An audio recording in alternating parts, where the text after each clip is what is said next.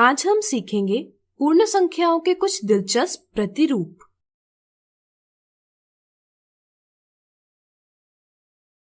संख्याओं के दिलचस्प प्रतिरूप यानी पैटर्न हो सकते हैं। जैसे यहाँ पूर्ण संख्याओं का एक प्रतिरूप दिया गया है। यह प्रतिरूप और कुछ नहीं बल्कि त्रिभुजों के रूप में बिंदुओं की व्यवस्था है। ऐसी संख्याएं जिन्हें त्रिभुज के रूप में व्यवस्थित किया जा सकता है, इन्हें त्रिभुजाकार संख्याएं यानी ट्रायंगुलर नंबर्स कहते हैं। पंछियों का झुंड भी कई बार त्रिभुज के आकार में उड़ता है। इसी तरह कई बार हवाई जहाज भी त्रिभुज का आकार बनाते हुए उड़ते हैं। इनकी संख्या भी त्रिभुजाकार संख्या ही होती है। क्या आप अगली 3 त्रिभुजाकार संख्याएं बता सकते हैं? सोचिए।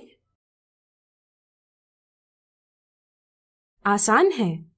अगर आप अगली संख्या से पिछली संख्या को घटाते हैं तो आपको इस तरह का क्रम प्राप्त होता है। जैसा कि आप देख सकते हैं, 1 में 2 जोड़कर 3 प्राप्त होते हैं।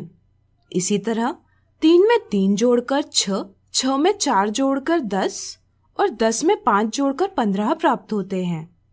इस क्रम के आधार पर 15 में से 6 जोड़कर अगली संख्या 21 प्राप्त होगी। इस तरह 21 में 7 जोड़कर संख्या 28 और 28 में 8 जोड़कर संख्या 36 प्राप्त होगी।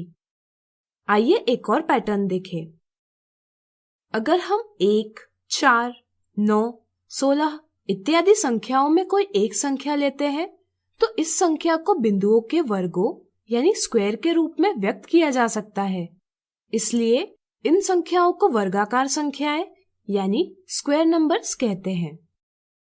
क्या आप इन संख्याओं से कोई संबंध प्रस्थापित कर सकते हैं? विचार करें। यहाँ 1 गुना 1 होता है 1, 2 गुना 2 बराबर 4 होता है, 3 गुना 3 बराबर 9 होता है, 4 गुना 4 बराबर 16 होता है। इसी तरह अगली संख्या 5 गुना 5 बराबर 25 होगी। इस समझ के आधार पर आप और वर्गाकार संख्याएं पता कर सकते हैं।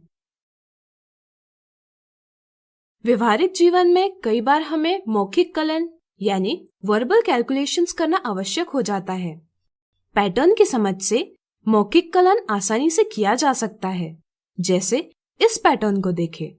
यहाँ 1423 धन 9 को आसान बनाने के लिए 1423 में 10 मिलाए हैं और 1 घटाया है।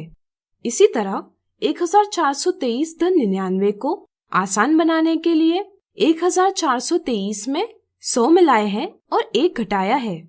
क्या आप 1423 धन 999 को इसी प्रकार हल कर पाएंगे? ये इस प्रकार हल किया जा सकता है। क्या आप 9, 99, 999 इत्यादि संख्याओं के व्यवकलन के लिए कोई पैटर्न पता कर सकते हैं? सोचिए। यहाँ 9 को घटाने के स्थान पर पहले हम 10 को घटाएंगे और फिर 1 जोड़ेंगे। यहाँ 99 को घटाने के स्थान पर पहले हम 100 को घटाएंगे और फिर 1 जोड़ेंगे। इसी प्रकार यहाँ 999 को घटाने के स्थान पर पहले हम 1000 को घटाएंगे और फिर 1 जोड़ेंगे। ठीक इसी तरह हम गुणन के लिए भी पैटर्न देख सकते हैं। वीडियो रोककर इस पैटर्न को समझें। यहाँ हमने 9, 99, 999 को गुना करने के स्थान पर 10 ऋण 1, 100 ऋण 1 और 1000 ऋण 1 से गुना किया है। व्यवकलन पर गुणन के वितरण गुण यानी डिस्ट्रीब्यूटिव प्रॉपर्टी के उपयोग से इन्हें इस तरह लिखा जा सकता है और आसानी से हल किया जा सकता है। इस तरह से आज हमने सीखा पूर्ण संख्याओं के कुछ दिलचस्प प्रतिरूप। अगले वीडियो में हम पूर्ण संख्याओं के पैटर्न या प्रतिरूप के कुछ उदाहरण देखेंगे।